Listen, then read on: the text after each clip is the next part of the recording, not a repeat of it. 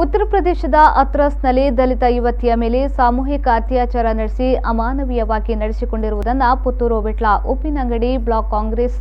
ಪರಿಶಿಷ್ಟ ಜಾತಿ ಘಟಕ ತೀವ್ರವಾಗಿ ಖಂಡಿಸುತ್ತದೆ ಎಂದು ಘಟಕದ ಅಧ್ಯಕ್ಷ ರಾಮಣ್ಣ ಹೇಳಿದರು. ಪುತ್ತೂರಿನಲ್ಲಿ ಸುದ್ದಿಗೋಷ್ಠಿ ನಡೆಸಿ ಮಾತನಾಡಿದ ಅವರು, ಸಂತ್ರಸ್ತ ಕುಟುಂಬ ಭಯದ ವಾತಾವರಣದಲ್ಲಿ ಬದುಕುವಂತಾಗಿದೆ. ಈ ಕುಟುಂಬಕ್ಕೆ ಕೇಂದ್ರ ಮಟ್ಟದ ಭದ್ರತೆಯನ್ನು ಒದಗಿಸುವಂತೆ ಹಾಗೂ ಸಂವಿಧಾನ ವಿರೋಧಿ ಕೃತ್ಯ ಎಸಗಿದವರ ಮೇಲೆ ಕಾನೂನು ಕ್ರಮಕ್ಕೆ ಒತ್ತಾಯಿಸಿ ಆರೋಪಿಗಳಿಗೆ ಗಲ್ಲು ಶಿಕ್ಷೆ ವಿಧಿಸಬೇಕು ಹಾಗೂ ಈ ಪ್ರಕರಣವನ್ನು ನ್ಯಾಯಾಂಗ ತನಿಖೆಗೆ ಒಪ್ಪಿಸಿ ಸಂತ್ರಸ್ತೆ ಕುಟುಂಬಕ್ಕೆ ನ್ಯಾಯ ಒದಗಿಸುವಂತೆ ಆಗ್ರಹಿಸಿ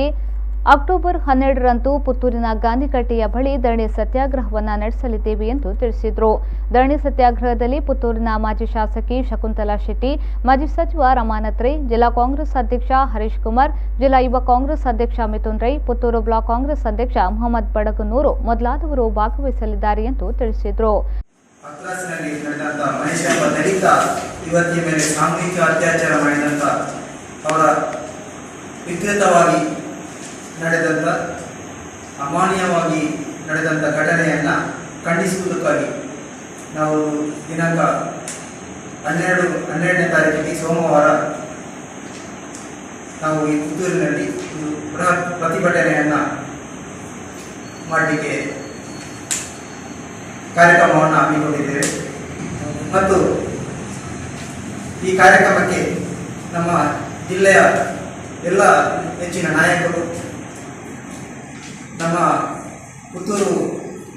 ಪುತ್ತೂರಿನ ಮಾಜಿ ಶಾಸಕರು ಶ್ರೀಮತಿ ಶಕುಂತಲಾ ಶೆಟ್ಟಿ ಹಾಗೂ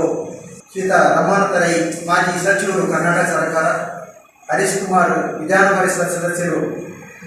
ಮತ್ತು ಜಿಲ್ಲಾ ಕಾಂಗ್ರೆಸ್ ಅಧ್ಯಕ್ಷರು, ಡಾಕ್ಟರ್ ರಘು ಕೆಪಿಸಿಸಿ ಸದಸ್ಯರು, ಮಿಥುನ್ ರೈ ಅಧ್ಯಕ್ಷರು ಜಿಲ್ಲಾ ಯುವ ಕಾಂಗ್ರೆಸ್,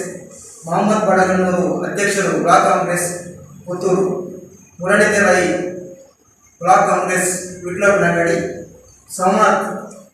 ಮಾಜಿ ಜಿಲ್ಲಾ ಪಂಚಾಯತ್ ಅಧ್ಯಕ್ಷರು, ಶೇಖರ್ ಕುಕ್ಕೇಡಿ ಅಧ್ಯಕ್ಷರು ಎಸ್ಸಿ ಘಟಕ ಮಂಗಳೂರು, ವಿಶ್ವನಾಥ್ ರೈ ಕೆಪಿಸಿಸಿ ಸದಸ್ಯರು ಪ್ರದೇಶ್ ಕಾಂಗ್ರೆಸ್ ಹಾಗೂ ತಾಲೂಕಿನ ವಿವಿಧ ಘಟಕಗಳ ಅಧ್ಯಕ್ಷರು, ಪದಾಧಿಕಾರಿಗಳು ಮತ್ತು ಸದಸ್ಯರು ಹಾಗೂ ಎಲ್ಲ ವಲಯ ಮಟ್ಟದ ಅಧ್ಯಕ್ಷರುಗಳು, ವಿವಿಧ ಮಹಿಳಾ ಘಟಕಗಳ ಅಧ್ಯಕ್ಷರು ಮತ್ತು ಸದಸ್ಯರು ಈ ಧರಣಿ ಸತ್ಯಾಗ್ರಹದಲ್ಲಿ ಪಾಲ್ಗೊಳ್ಳಲಿಕ್ಕೆ. ಸುದ್ದಿಗೋಷ್ಠಿಯಲ್ಲಿ ಕಾಂಗ್ರೆಸ್ ಮುಖಂಡ ಸೇಸಪ್ಪ ನಿಖಿಲು, ಕಾಂಗ್ರೆಸ್ ಕಾರ್ಯಕರ್ತ ಕೇಶವ್ ಪಡೇಲು ಉಪಸ್ಥಿತರಿದ್ದರು.